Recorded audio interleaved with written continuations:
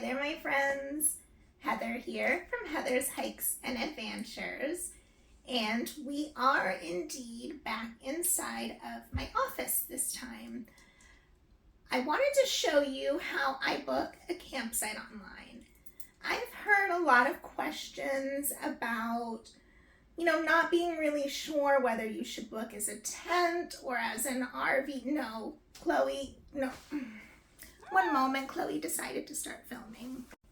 Chloe, I'm filming. Chloe, I'm filming. You're wiggling the camera. You're gonna make it fall. Can you please stop? Please? All right, we're not, no, see, now your tail's, no. All right. Ma'am, get down. Ma'am. Hello, ma'am. You heard me a minute ago. Now you can't hear me. Please get down.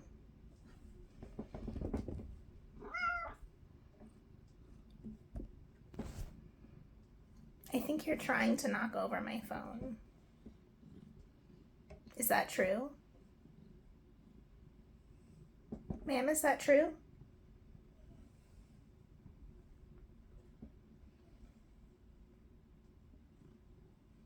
Don't purr at me. Don't you dare purr at me. Oh my goodness, I don't even know where the heck I was now.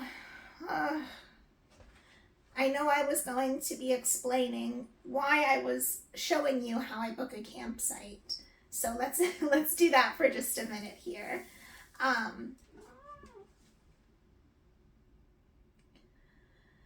I swear, she has no interest in me until the second I hit play or record.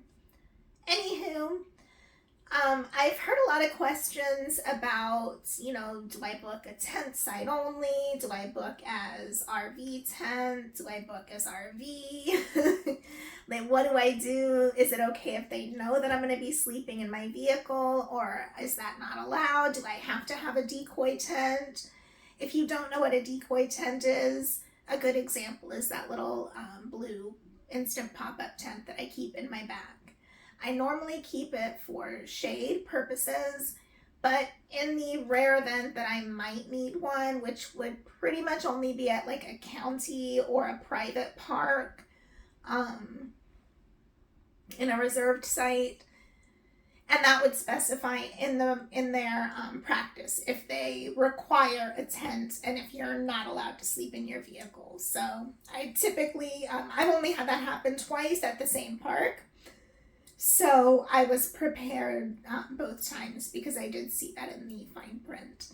But for the most part, every state and national park, campground, national forest, BLM land, most dispersed wild camping, tent camping with a lot of, like for Florida, a lot of the district lands don't allow rigs, but they do allow tents, but they're drive-up sites. So you just have to make sure you know whether the site you're booking is a drive-in site or a walk-up site. If it's a walk-up site that is tent only, you can expect them to expect you to have a tent, because that's one where you would typically need to park in a parking lot, like at a trailhead or something, and then hike in to your spot carrying your stuff. So it would be more of like a backpacking type situation, or, bringing stuff to and from your car to get set up at camp. I suppose you could say if you were camping at a national park during the Firefly event and not wanting to get stuck in the rain in a tent all by yourself, that you would have to pack up later at Congaree National Park. You might ignore your primitive walk-up site and still sleep in your minivan, and just, have your parking permit showing you're there for 24 hours and, hope for the best. Just saying. No, but in that type of a scenario, if it was like a primitive site where you had to walk in, you can expect that you're not going to be technically allowed to sleep in your vehicle in the parking area. They are going to want you sleeping at the site because that is the expectation when you book those. But really, aside from that, and aside from certain county and private park regulations, pretty much any other public lands, government-run park, anything like that pretty much is going to allow you to sleep in your vehicle. So, in fact, all Florida state parks and I believe all Reserve America sites, which is a good majority of them as well, for like all the national parks, and I think like Georgia state parks, maybe even the South Carolina state parks, I don't remember for that one. But anywho, there's a lot of campsites that you book on Reserve America is the point that I'm trying to make. And there you can select that you have a truck, SUV car that you're camping in. So you can definitely, you don't have to be paranoid or worry about that. I know that that's a frequent question. Another thing is people not really knowing what to put as their equipment. That was kind of one thing that I was torn about going back and forth in the beginning. I finally just started selecting the SUV, car, van, whatever that option is.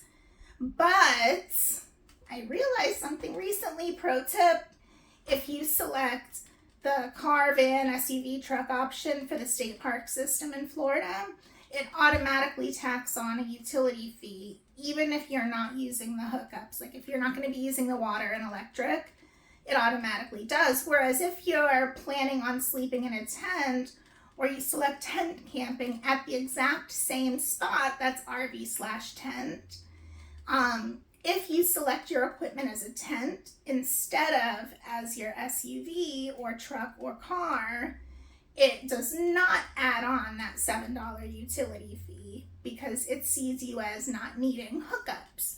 And I talked to one of the rangers at the state park about that, and they said, is there any way that you can waive that if you're not planning on using the utilities? Because I don't mind the other fees that they always process, of course, but it just seemed silly to me to be paying for hookups if I'm not needing them, if it was an option for tent camping. And he said he felt the same way, so he actually refunded me the $7 that I had paid for utilities. And he said, it's really the same as tent camping in our eyes. You're using the same type of resources that a tent camper would at our site. You might occasionally plug in something to charge up briefly or something along those lines, but for the most part, it's not equivalent to what an RV or camper would be using. Now, if you have a setup in your rig that allows you to draw constant power or have a gray water disposal system, and you're actually going to be using the hookups, then of course you would want to select it as if you were an RV. But otherwise, if you select tent as your equipment for that site, they basically consider tent camping as having like a pop-up, a tent camper, or the vehicle that you're car camping in.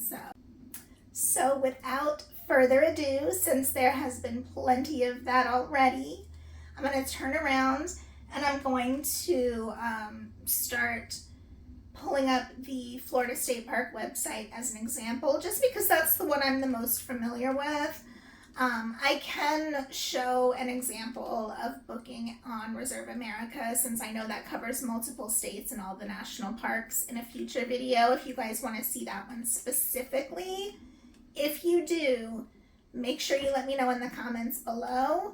They're very, very similar, I'll tell you. So once you see how this works, you can pretty much figure out the Reserve America one by yourself, no issues, and be comfortable knowing what to select. But like I said, I am happy to do that if you let me know that you want that, because I am on that site as well. And in fact, I will be booking a couple of trips on it shortly anyway. So anywho, I'm going to go ahead and get started on that. So let's book a site. Well, I'm not really going to book one right now because I don't want you to see all my information, but we're going to go through the motions like I am. All right, let's do it. All right, so we are going to walk through the process of booking a campsite now, and you will see how easy and user-friendly this site really is. And again, it's pretty comparable to the same things you would do for Reserve America. There are some differences, so I would be happy to do a demonstration of that as well. If that's something you're interested, make sure you let me know in the comments below. But let's go ahead and see what it's like doing this Florida campsite here. All right, so I think since there's normally openings at this park, let's see what we've got available. Since I have no specific date in mind and I'm just showing you, okay, this is perfect because this is what I wanted to show you. We can see it's pulling up other suggestions that are available since this one technically is not, but, and it goes kind of based on distance, which is good because if what you are looking for is not available, at least you kind of have a starting off point to start searching for something else. But before we give up hope, let's see when the next availables are here.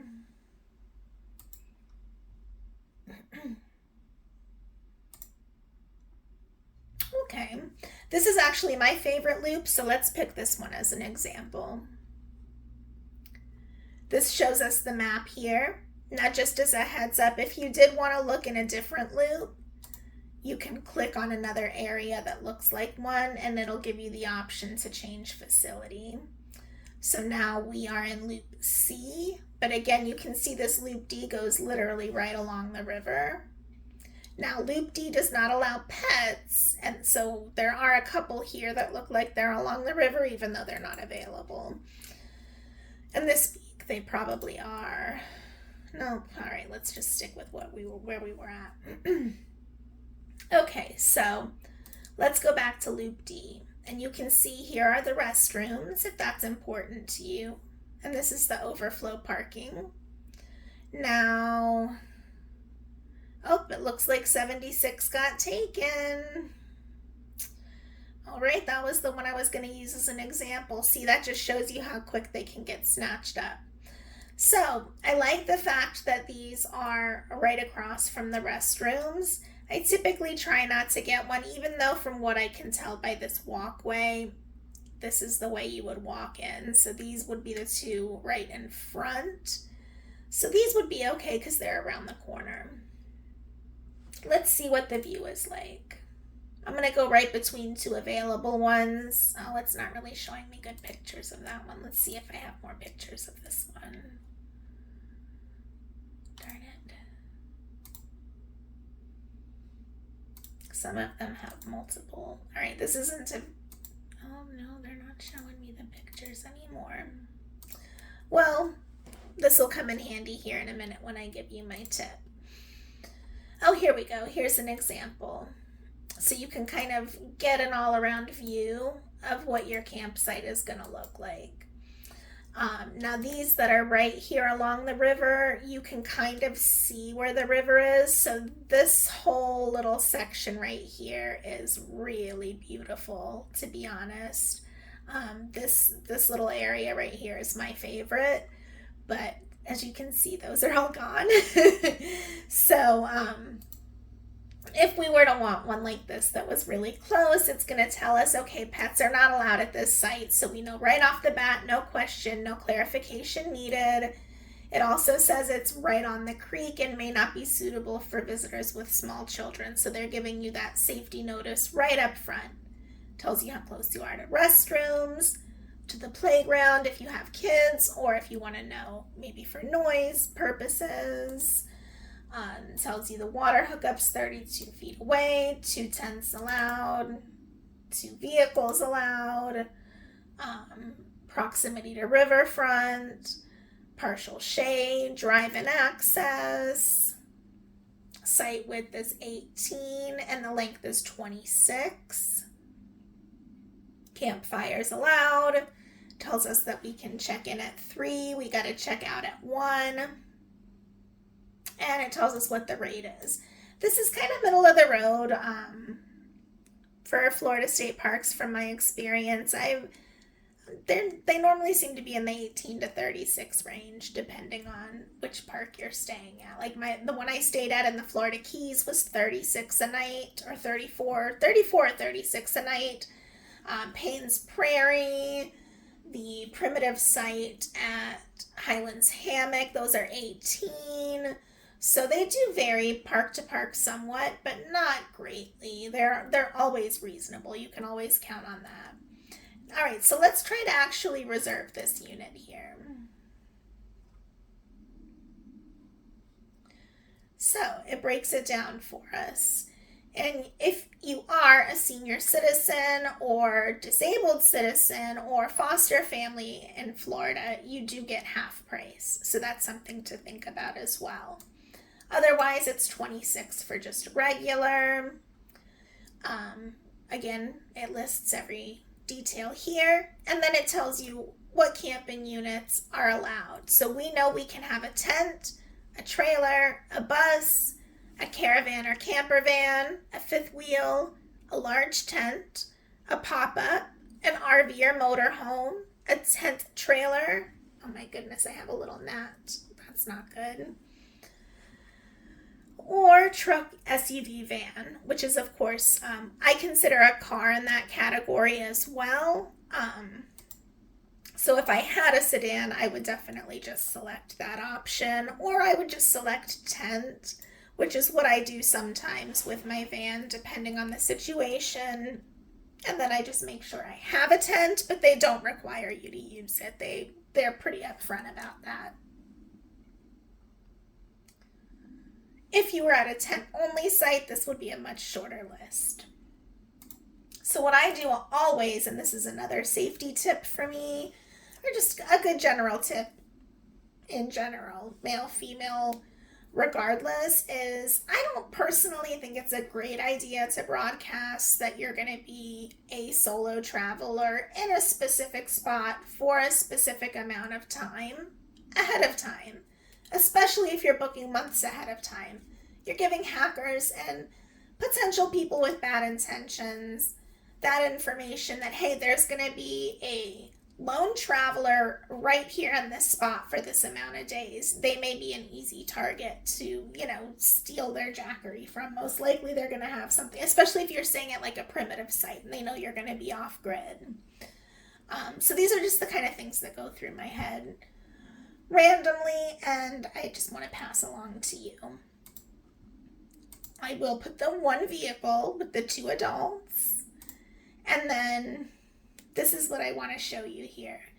If I select truck, SUV, van, no big deal. I can finish. You see that the utility fees grayed out. I don't have the option to take it off, even if I have no intention of using hookups.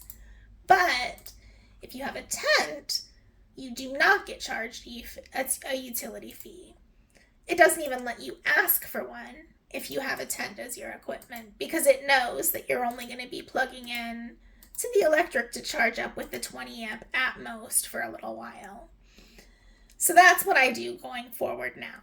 I always hit tent so that I don't pay that extra $7 a day, because if you're staying 2-3 days, that it starts to add up really fast. That's saving you almost over $20 there.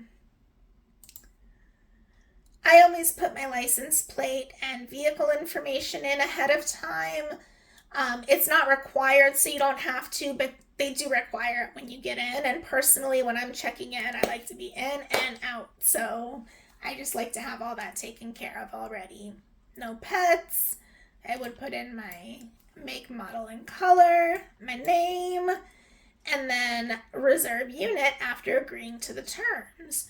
Once I do that, my 30-minute clock starts. Now what I do, once I have those 30 minutes before I have to pay, because it only takes 2 to 3 minutes to put in the payment information and confirm, is I go over to Campsite Photos YouTube channel. I'm pretty sure that's the name. I will again put it below so that you've got the link to them, because my God, that channel has saved my life. I love that channel so much. Almost every single park that I've plugged in, they have campsite photos of. They drive through the campsite and show you each and every campsite in the park. And a lot of times they'll kind of show you a quick overview of like any hot spots. Like if it's a park with a spring, they'll show you the spring. They'll show you where the restrooms are. You know, that kind of stuff. Real quick, short to the point videos that literally just show you the campsites. And it's so helpful because it really gives you an idea for the layout. You can see what kind of vegetation is between the sites, whether your site is is particularly shady or if it's open in the sun, whether, you know, you're backed up to the bathroom, or, you know, you can get that, all of that from watching that. And like I said, the videos are very short and to the point, so they're normally only a few minutes long. You can easily have plenty of time to get a much better idea of what to expect. You might look at it, because I have a few times, and said, oh, I don't like the one I picked anymore, but I do like these. And you might find that you can change your site, if it's available, before you complete booking. And then you don't have to worry about any modification fees later. You can just go ahead and make sure you've booked the best site that's available at the time. So that's another one of my little pro tips before you complete your purchase.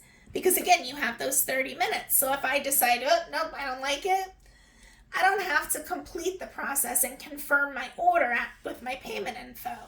I can just go back, hit a different site, and then complete the process. It's very easy and user-friendly to do that. So again, I've done that multiple times. But that's pretty much it. It's a very clear-cut, simple process. I tried to throw in a few of the tips and tricks that I utilize all the time to make sure that I feel like I'm getting the best site available. It hasn't let me down. I've gotten some amazing sites that way at some really hard to get parks. And also, if there is one specific park on here that you know, hands down, you are going to want to stay at. And actually, I just kind of didn't finish showing you this, so... Alright folks, I'm going to go ahead and bring this video to a close. Like I said, I just kind of wanted to go through the process of actually booking a site online, since so many reservations have basically moved to strictly online now, and I hope that you found it helpful and beneficial, and that it will help you going forward in booking your sites if you've had questions like this. As always, I want to thank you so much for watching. It really means a lot to me. I appreciate each and every one of you, and I will see you very soon. Bye.